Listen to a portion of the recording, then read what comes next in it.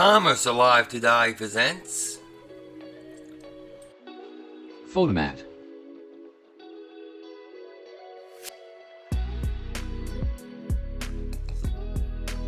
The concept of a kiosk where people could easily drop off and pick up film that would be ready overnight originated in Pinellas, Florida, where Charles Brown opened the first location in 1965. After buying Brown's stock shares and arranging for a royalty, Preston Fleet and Clifford Graham founded the Fotomat Corporation in 1967 with Graham president and Fleet vice president. The concept grew quickly, boasting 1,800 sites in its first 18 months of operation. Owing to its color scheme, people often thought Kodak operated the business, which led to complaints from Kodak as well as lawsuits, so Fotomat changed its design in 1970 to avoid confusion between Fotomat and Kodak. In the 1960s, Americans were fond of Kodak Instamatic cameras and film. People submitted the familiar yellow spools full of images from weddings, birthdays, trips, and other social events to photo processing labs, which might take days to return prints. That's where Preston Fleet saw opportunity. Fleet was a wealthy aviation enthusiast. His father, Reuben Fleet, had founded the Consolidated Aircraft Company, later known as Convair, which manufactured aircraft for World War II. Born in Buffalo, New York, Fleet moved with his family when the airplane business was relocated to San Diego. On the West Coast, he met Clifford Graham, an entrepreneur well known in La Jolla, California, for his multiple business pursuits.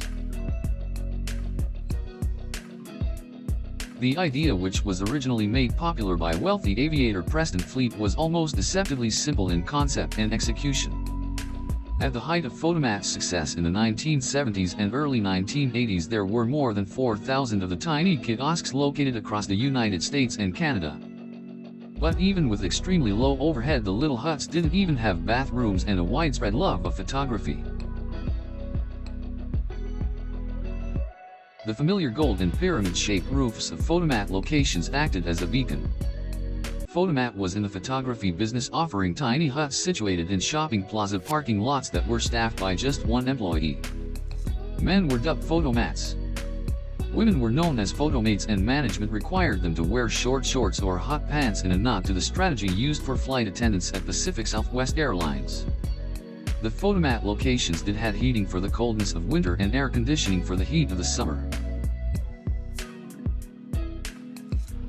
Cars pulled up to the Fotomat location and dropped off film they wanted processed. After being shuttled by a courier to a local photo lab, it would be ready for pickup the following day. And aside from selling film and a foray into renting videocassette tapes, this was all Fotomat did. While it was relatively easy to slot in a Fotomat hut in a parking lot, a business operating as an island surrounded by traffic had its problems. Reports and stories of driver and residents plowing and crashing into the kiosk or backing into it. Most notably, terrorists ram into and destroy a Fotomat look-alike hut in the Twin Pines Mall lot in 1985's movie Back to the Future.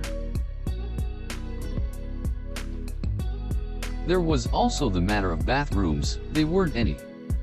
Employees often made arrangements to duck into those business when nature really demanded it. Hot pants and a lack of lavatories aside, Fotomat performed so well that Fleet and Graham decided to take it public in 1969, with each man holding stock worth $60 million at one point. But Graham's controversial business practices made him a short-timer.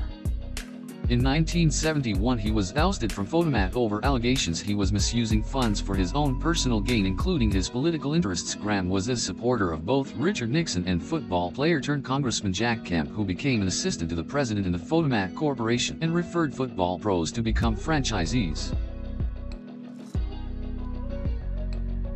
By the early 1980s, Fotomat, now minus Fleet, who had sold off his shares, and Graham had opened over 4,000 locations.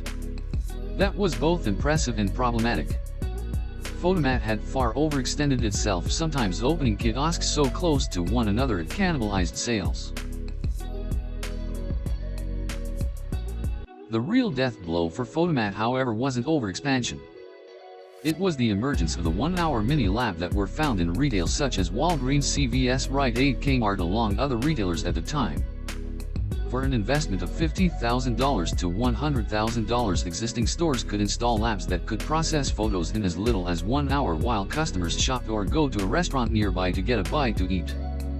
Mini labs exploded big time from just 600 locations in 1980 to 14,700 by 1988. And since film never left the sites, it was less likely to get lost. It decimated and eventually destroyed Fotomat and all its copycat businesses in the matter of a few years, with Fotomat falling from an impressive 18% market share in the photo processing industry to a very low 2% by 1988. A lot of retail have doing the 1 hour photo in a loss just to get the customer through the door of their store to shop and buy other items, putting Fotomats at a disadvantage. The company tried to recalibrate, converting home movies to videotape and even offering VHS rental during the VCR boom of the 1980s, but it wasn't successful. Mass layoffs and closures followed. Mini labs would have their own reckoning, both due to the rise of 35mm photography and digital photography. In 1990, Fotomat was down to just 800 locations in the United States. Fotomat had fell victim to its own success due to the fact it did not change with the times and overlocating. Today, Fotomat locations as we know is now faded from the American landscape forever. Fleet, who had exited Fotomat years prior, the company had been sold to Konica, was no worse for the wear. Prior to his death in 1995, he authored a book, Hue and Cry, which called into question the authenticity of works attributed to William Shakespeare. He was a founding director of the San Diego Aerospace Museum in 1963. He also helped popularize Omnimax, an immersive theater experience owned by IMAX, installing a screen at the Rubin Age Fleet Space Theater and Space Museum in San Diego in 1973. Graham's future after Fotomat was far more colorful, which he had a reputation for carrying a gun and leading investors astray with questionable business practices. Its legacy even grew to include a former company president who became a federal fugitive from justice. Some of his business scams were promoting a bogus gold mining operation he named O-Magnetics. He promised he could turn sand into gold. Instead, he was accused of fleecing investors. When a federal grand jury handed down an indictment that included charges of mail fraud, wire fraud, and tax evasion in 1986, Graham was nowhere to be found. Nor would he ever be located. Associates speculate he either successfully eluded authorities or was possibly killed by an investor who was unhappy with losing money. His body was never found, dead or alive. As for the Fotomat locations themselves, following the company's collapse, many were repurposed into other businesses. Some became coffee shops, others morphed into watch repair kiosks, locksmith huts, windshield wiper dealers, or tailors. Presumably none of the owners who took over mandated their employees wear hot pants. Fotomat wants to show you some pictures you never saw before. Pictures most film developers don't give back. Maybe you overexpose them or underexpose them, but that doesn't make them any less precious to you. So Fotomat has a no-fault photo plan. We print every printable picture. And if you don't like them, we'll reprint them or refund your money, no matter whose fault it is. Because at Fotomat, your photo matters. If you have any fond memories, please indicate it at the comments below. Thanks for watching, subscribe, and like.